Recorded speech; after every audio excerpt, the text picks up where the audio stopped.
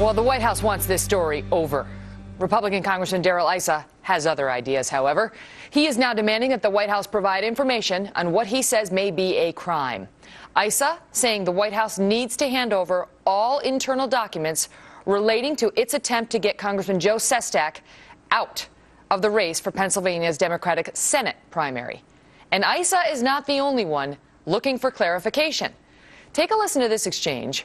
Yesterday, this happened between a reporter and White House Press Secretary Robert Gibbs.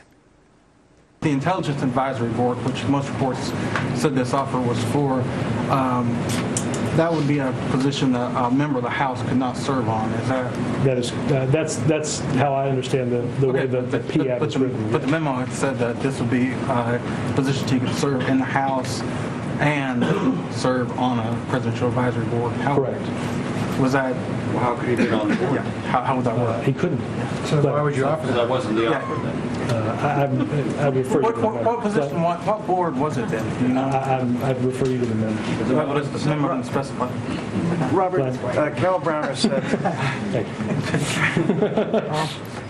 I refer you to the memo, but the memo doesn't specify. Right. And then he moves on.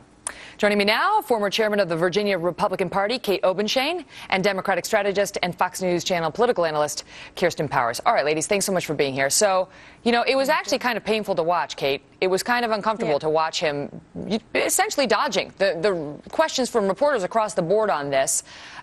Is this thing going to go on and on until we get more answers from the White House? Yeah, if they're trying to do away with this story, they're doing a lousy job of it. A 7-page memo from the White House explaining why the White House didn't do anything wrong doesn't exactly clear things up.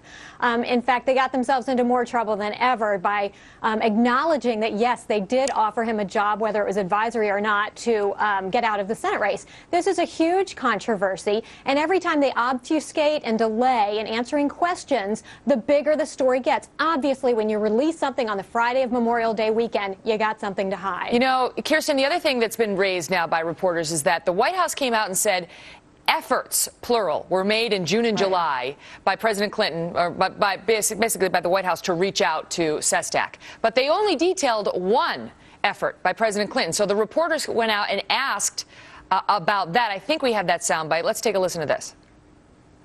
I'm just wondering, if it's not a big deal, as you guys were saying, then why did we wait for 3 months to answer that question? I'd have to ask counsel for a better answer on that. I don't know the answer. Don't you have something to do with that? As the chief spokesman for the White House, you were asked by a number of occasions. Yeah. And don't you think that kind of created... if I bear some responsibility for that, I could understand that.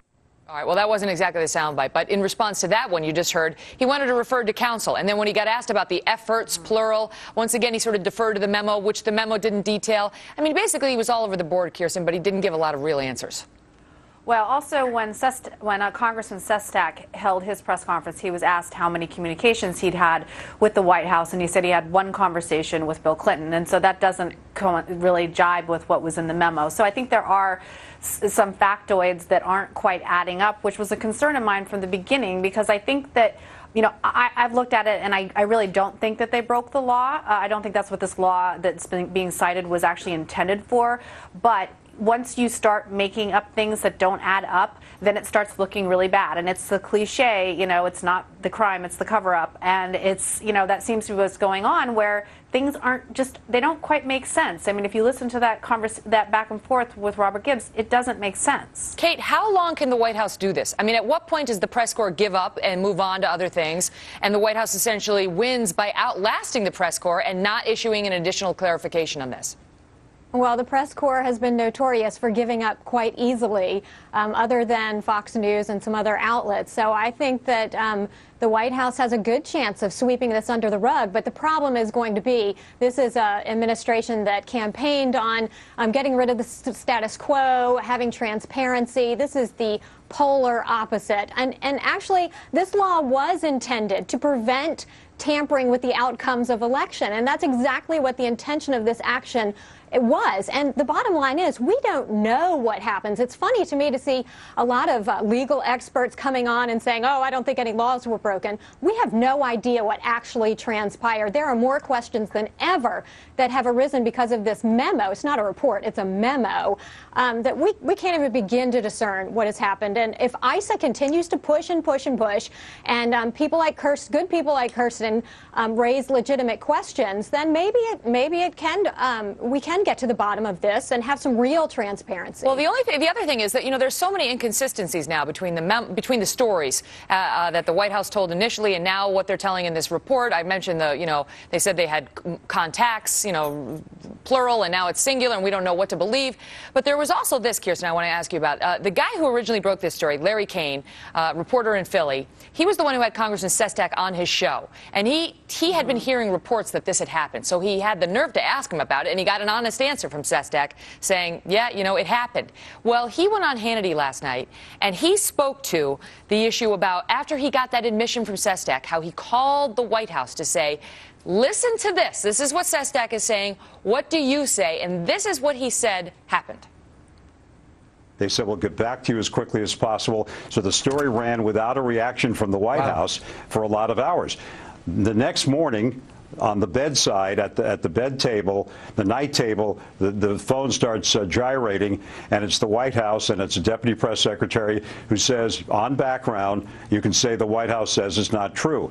Later in the day, after Joe Sestak went on the air talking about it, they issued another statement saying they vociferously deny that, and then the story really went away. But there was a tremendous impact of the story.